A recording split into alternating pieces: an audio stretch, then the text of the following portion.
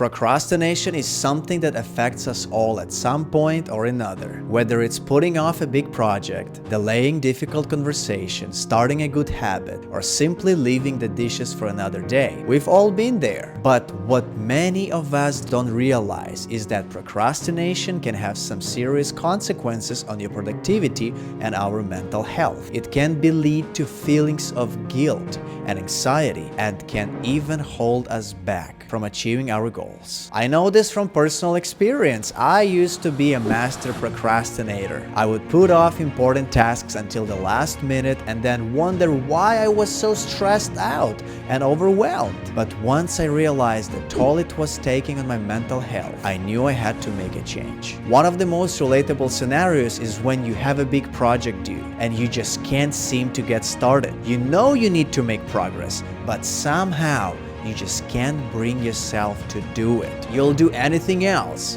Scroll through social media, watch YouTube videos, play video games, even clean your room, but just to avoid getting started. But the longer you put it off, the more overwhelming it becomes. Fear of failure is a big reason people procrastinate. What if I'm not good enough? What if I fail? These thoughts can be paralyzing and can cause us to put off taking action altogether. Lack of motivation is another common reason. Why bother starting a project if it's not going to be perfect? Or why start a task if it's not going to lead to immediate results? I've been in situations where I've let fear of failure hold me back. I've had ideas for projects or businesses, but I've been too afraid to take the leap. And you know what? It's always ended in regret. I've looked back and thought, what if I had just taken that chance? Or what if I had just started, even if it wasn't perfect? Another reason people procrastinate is because they are overwhelmed. They don't know where to start, or they are not sure how to break down a big task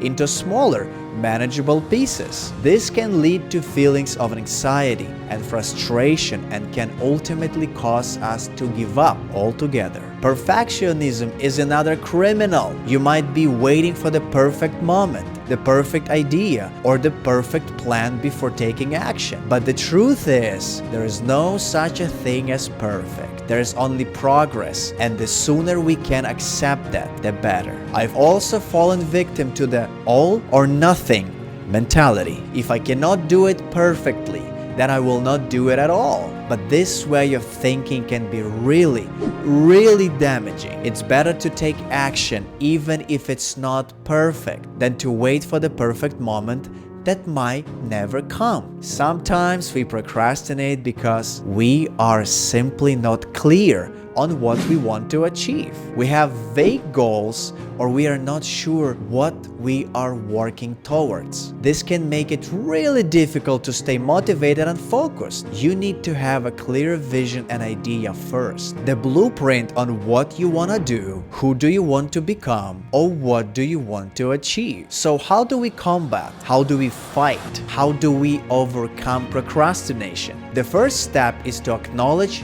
that it's a problem. You have to be honest with yourself. We need to recognize the patterns and habits that are holding us back and be honest with ourselves about why we are putting things off. One of the most effective strategies is to break down big tasks into smaller, manageable pieces. This can make a task feel less overwhelming and can give us some sense of momentum and progress. Another strategy is to set clear goals and deadlines for ourselves. This can help us stay focused and motivated and can give us a sense of direction and purpose. Using a timer can also be really helpful. Set the time for 20-25 minutes and challenge yourself to work on your task without any distractions during that time. Take a break and then repeat the process. This can help you stay focused and avoid burnout. Removing distractions is another key strategy. Identify things that distract you the most: social media, your phone, email,